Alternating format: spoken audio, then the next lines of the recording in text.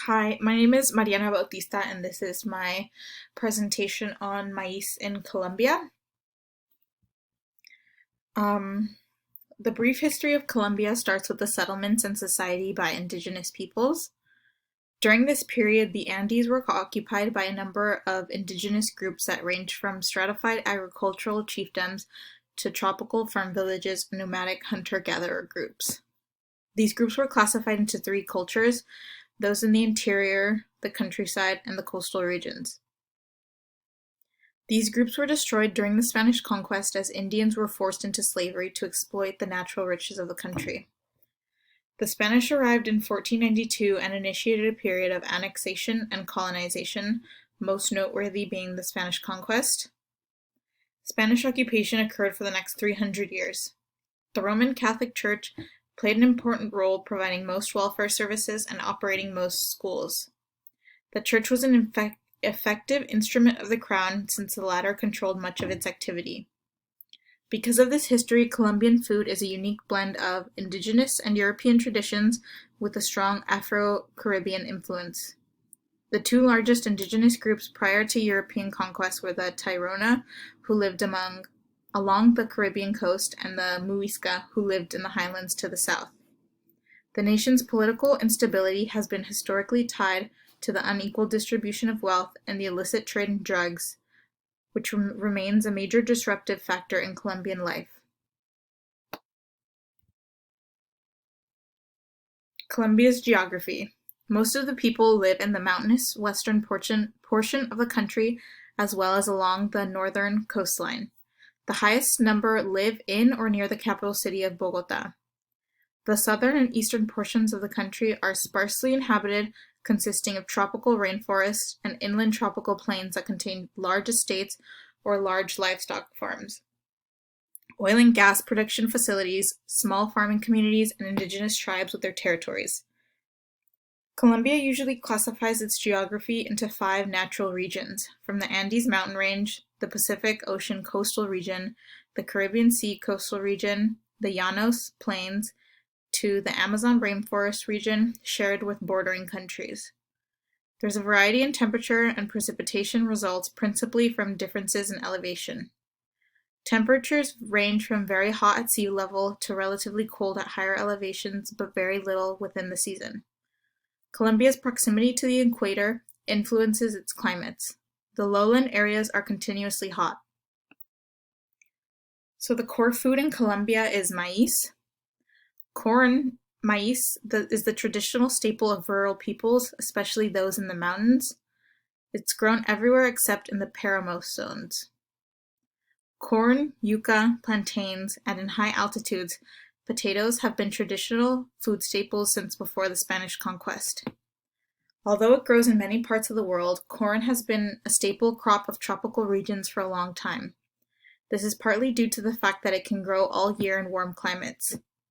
But unlike wheat, which only needs to be dehulled and ground to be turned into flour, corn generally undergoes a more rigorous process. Dried corn kernels cannot simply be ground and turned into a dough. After they are removed from the cob, dried kernels are cooked until they have puffed up and softened. Central Americans take it a step further by cooking kernels in an alkaline solution to make them easier to peel and more nutritious, and this is a process known as nixtamalization. The production volume of maíz in Colombia was forecast to continuously increase by 0.3 million metric tons within the next years. Therefore, the production volume is estimated to amount to 1.69 million metric tons in 2029. The steady corn production in recent years has been the result of gradually improving yields due to advances in technology and substitution of traditional planting by modern crops. Corn is probably Colombia's most used ingredient, as it is the basis for a lot of the more popular dishes in Colombia. Maíz and meals. First appearances of corn date back to pre-Columbian years, long before Colombian territory was conquered by the Spanish. The indigenous people had corn as part of their basic diet and cooked or used it in beverages to drink, and also made several preparations out of it, as they considered it to be a gift from the gods. It was not until the 20th century, with the arrival of industrialization, that the pre-cooked corn flour was invented, and after that, the arepa was internationalized and diversified because it became easy to prepare and widely known. I added pictures and labels so it was slightly easier to keep up with because the names are a little tricky.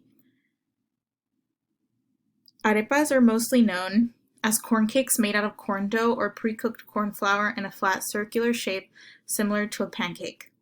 It can be cooked on a grill, fried, or roasted. Most of the time, Colombian arepas are the best companion to other dishes such as bandeja paisa or tamales. On the other hand, arepas can also be filled with other ingredients like ground beef, egg or cheese, making it a dish in itself and a real comfort food.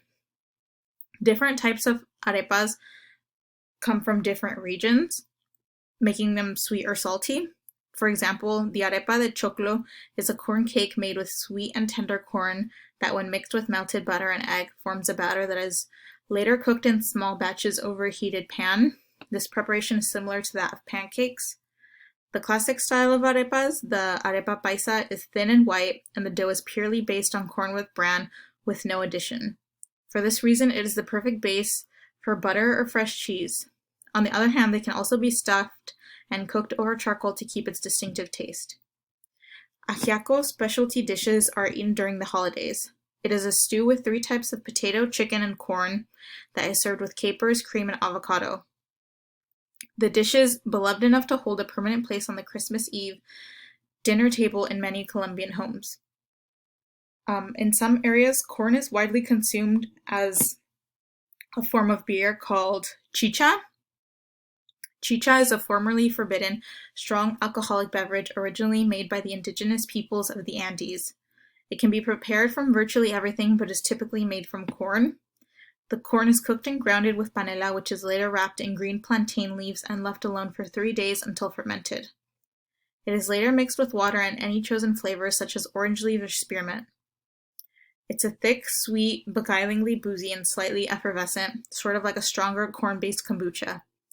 These days you can occasionally find it sold at tiendas in small rural towns and at some of the touristy bars near Chorro de Quevedo. The fermentation process is mostly unregulated, so it is at the risk of the consumer. Corn is the basis for both arepas and almojábanas, corn cakes sold in the street in most cities. Almojábana is a traditional Colombian cheese bread. They are delicious with coffee or hot chocolate for breakfast or a snack. Almojábanas are very easy to make and don't require a lot of ingredients. They are made with corn, flour, cheese, butter, eggs, and milk. One of Bogotá's iconic street food snacks, corn on the cob, gets grilled over coals and rubbed with margarine or butter and salt until the kernels are tender inside and crunchy outside. Another popular drink you can have in Colombia is called mazamorra. It is a milky side beverage made of crushed corn, sugar, and raw sugarcane known as panela. Today, however, mazamorra has different presentations in various parts of the country. For many Colombians, it is simply very well cooked peeled corn, also known as peto. Its texture and appearance vary depending on the region, but usually mazamorra has a white or yellow appearance according to the maize that is used. Its texture is generally soft and mushy. Mazamorra is very common during lunch and dinner time at any time of the year. The mazamorra is a typical Colombian food that is served in an accompaniment or as a main dish, whether familiar or casual. And the importance of maize in Colombian culture. Colombia is considered one of the most important centers of crop diversification in the Americas.